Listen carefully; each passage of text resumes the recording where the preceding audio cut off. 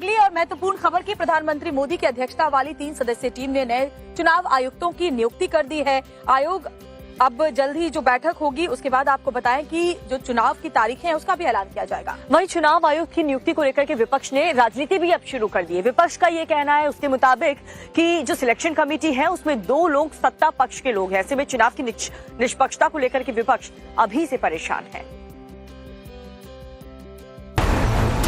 चुनाव आयोग में 2 चुनाव आयुक्तों की नियुक्ति हो गई है।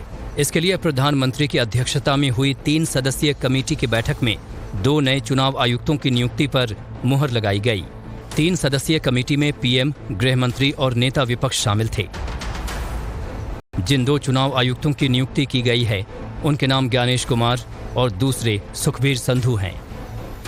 सबसे पहले ज्ञानेश कुमार की बात करें तो ज्ञानेश कुमार 1988 बैच के केरल कैडर के रिटायर्ड आईएएस अधिकारी हैं।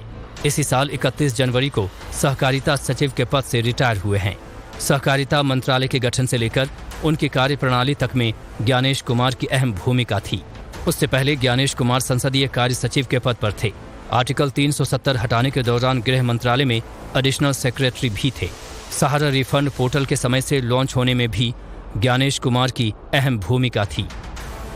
वहीं दूसरे चुनाव आयुक्त सुखबीर संधू की बात करें तो सुखबीर संधू 1998 बैच के रिटायर्ड आईएएस अधिकारी हैं।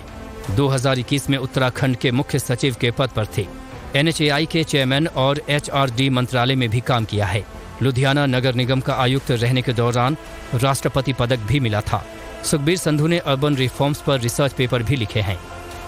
2 नए चुनाव आयुक्तों को लेकर अब राजनीति भी होने लगी है।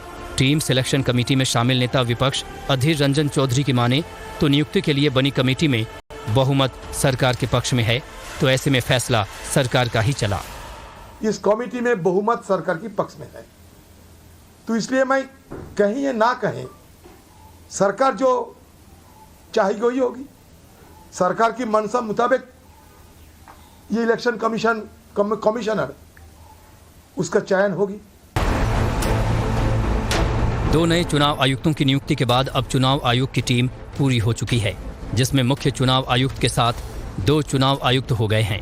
अब चुनाव आयोग की इस टीम की बैठक के बाद जल्द ही चुनाव की तारीखों का ऐलान संभव है।